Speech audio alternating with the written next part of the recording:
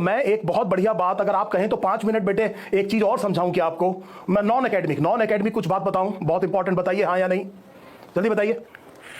Non academic है बेटे, non academic. देखिए क्या है कि पहले मैनेजमेंट वालों का एक थ्योरीज आती थी। सो जो मैनेजमेंट वालों के लिए बहुत किताबें लिखी जाती हैं, आपको पता है, उन्होंने कहा कि आपका पेट बैठा हुआ है, आप ये चाहते हैं, आप यहाँ कुर्सी डाल के बैठे हुए हैं लेटर से, और आप ये चाहते हैं कि ये पेट जो है बेटे कुछ आवाज करे, तो आपने इसको लात मारी। सो आपने इसको लात मारी, इसने चिल्लाया, अब ये अगली बार बेटे चिल्लाए, इसके लिए आपको फिर लात मारनी पड़ेगी। तो शुरू में लोग ये सोचते थे कि किसी आदमी से अगर आपको काम करना है तो ये तरीका बेस्ट है, तो आप उसके लात मारिए तो वो काम करेगा, फिर लात मारिए फिर काम करेगा। शादी की घोड़ी जैसे होता है, शादी की घोड़ी आपने देखी होगी, उसके आगे उतर के नाचिए, फिर वो थोड़ी दूर चलेगी, फिर रुक जाएगी, फिर उतर के उसके सामने थोड़ी देर नाचिए, फिर वो थोड़ी देर आगे चलेगी, फिर रुक जाएगी। इस तरह से बेटे धक्का स्टार्ट काम चलता था। सो क्या ये बात समझ में आ रही है? उसके बाद में लोगों ने कहा नहीं यार ये थ्योरी ठीक नहीं है, ऐसा करो कि अगर मुझे अपने पेट को ए पॉइंट से बी पॉइंट तक लेके जाना है तो यहां पर कुछ बिस्किट वगैरह रख देता हूं, सो यहां पर कुछ रिवार्ड रख देता हूं। सो रिवार्ड से होगा क्या कि ये मोटिवेट होगा और यहां से यहां तक आ जाएगा। लेकिन प्रॉब्लम यह है कि अगर मुझे अब इसको सी पर लेके आना है तो फिर मुझे रिवार्ड देना पड़ेगा, अब ये केवल रिवार्ड से चलेगा। सो ये एक प्रॉब्लम आ गई।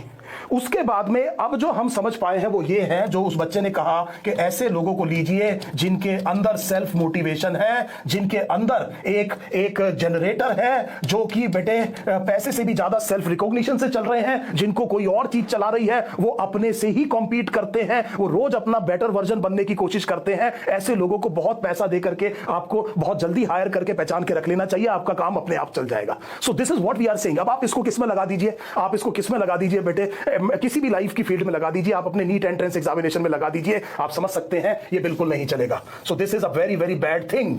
सो पीडियाट्रिशियन भी कई बारी पेरेंट्स को ये कहते हैं बच्चे को थप्पड़ मत मारिए, अगर वो बेटे इस थप्पड़ से बेटे उसने रिएक्ट करना बंद कर दिया तो अगली बार क्या क्या करेंगे बेटे, लाठी मारेंगे क्या उसके।